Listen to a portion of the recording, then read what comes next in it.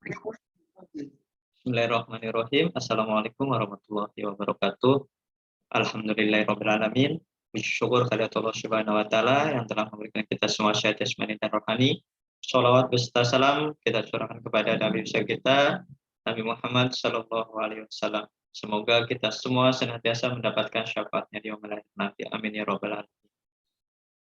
Sebelumnya perkenalkan dulu, nama saya Muhammad Bunyamin dengan nomor pokok mahasiswa 200-238. Di sini saya ingin menjelaskan mata kuliah komunikasi bisnis. Ini sebagai ujian akhir semester dengan dosen Ahmad Hidayat SPD MSI. Ya langsung aja untuk materinya. Di sini saya ingin menjelaskan tentang komunikasi dan gaya-gaya komunikasi. Untuk komunikasi itu biasanya pesan ya. Pesan.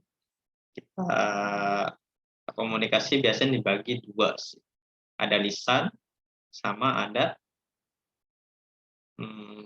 secara langsung ataupun tidak langsung. Nah, untuk pengertian komunikasi ialah proses di mana dua orang atau lebih membentuk kata, melakukan pertukaran informasi antara satu sama lain, yang pada gilirannya terjadi saling pengertian yang mendalam. Komunikasi yakni bentuk interaksi manusia yang saling mempengaruhi satu sama lain secara sengaja dan tidak sengaja. Nah, ada sengaja atau tidak sengaja, itu bisa terjadinya komunikasi. Nah, di sini gaya komunikasi ada 4.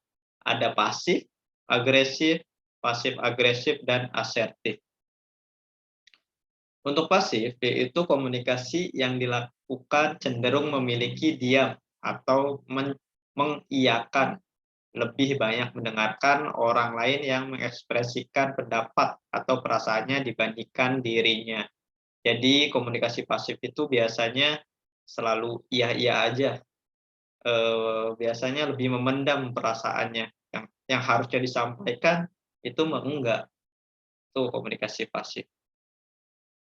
Selanjutnya komunikasi agresif, yaitu komunikasi yang dilakukan cenderung lebih ke mempertahankan sikap serta pendapat sendiri tanpa memperdulikan dan mempertimbangkan orang lain. Nah, biasanya agresif ini yang pengen menang sendiri atau bahasanya lebih egois ya, lebih egois gitu. Selanjutnya itu komunikasi pasif agresif. Komunikasi pasif agresif itu komunikasi yang terlihat pasif namun bertindak dengan cara-cara yang agresif. Seperti contohnya teman-teman punya pasangan mungkin ya, yang punya pasangan. Nah, biasanya jalan tuh. Nah, saat jalan kan pasti kita menanyakan mau kemana nih.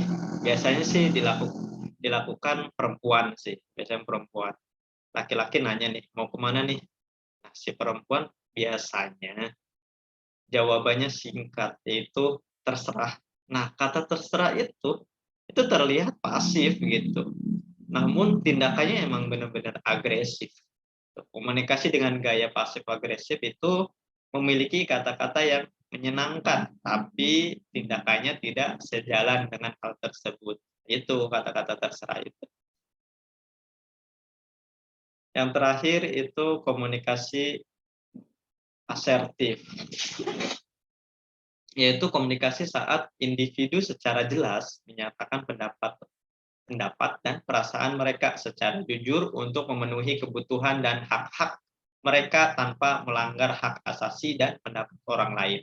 Nah, biasanya komunikasi asertif itu lebih bagus ya, karena di sini komunikasinya lebih adanya solusi ya, adanya solusi yang disampaikan oleh si komunikan. Lanjut, di sini saya ada public speaking ya. Public speaking itu sebagai komunikasi secara lisan. Public speaking yaitu proses pembicaraan di depan umum ya. Kita ada Tuh, public speaking itu artinya proses menjadi di depan umum. Itu menurut Amirullah Sarbini dalam website tertib. Ya, yang kedua itu seni serta ilmu pengetahuan mengenai komunikasi lisan yang efektif dengan para pendengarnya, yaitu seni ya. Public speaking itu sebagai seni ilmu pengetahuan mengenai komunikasi lisan. Nah, di sini ada beberapa yang harus dilakukan, yaitu yang pertama, membuat opener yang baik. Ya, sebelum kita adanya melakukan kegiatan, kita harus saat melakukan kegiatan kita harus adanya opener yang baik ya. Untuk apa? Untuk audiens. Ya, kenali lawan bicaranya atau audiensnya. Yang kedua itu menjadi pendengar yang baik. Ya, di salah satu kita berbicara, salah satu juga kita harus menjadi pendengar yang baik ya, jangan cepat mengambil kesimpulan. Nah, yang ketiga itu bicara dalam bahasa audiens. Berbicara dengan bahasa audiens itu kita harus menyamakan bahasa kita dengan audiens. Misalkan ya sekata dua patah kita harus melakukan bahasa si audiens biar lebih menyatu aja gitu kan. Contohnya kita kan bahasa banyak. Gimana nih? Misalkan di Serang itu kebanyakan Jawa. Ya kita sedikitlah sempilkan gitu bahasa Jawanya gitu biar lebih bergemuruh aja, biar enggak sepi. Yang keempat itu persiapan diri. Nah, untuk persiapan diri itu adanya materi jam terbang. Kita sebelum melakukan kegiatan, kita harus ada tuh materi dan persiapan diri kita ya biar enggak gemetar ataupun hal lainnya. Ya sama sih, saya juga ada rasa gemetar seperti itu. Yang terakhir itu berpikir positif. Nah, untuk berpikiran positif harus selalu berpikir positif tentang audiens yang melakukan atau mengajukan pertanyaan ataupun secara penglihatan, kita harus selalu berpikir positif tentang audiens. Ya, mungkin itu yang dapat saya sampaikan. Kurang lebihnya mohon maaf. Saya akhiri. Wassalamualaikum warahmatullahi wabarakatuh. Ya, jangan lupa share, subscribe, like, komen,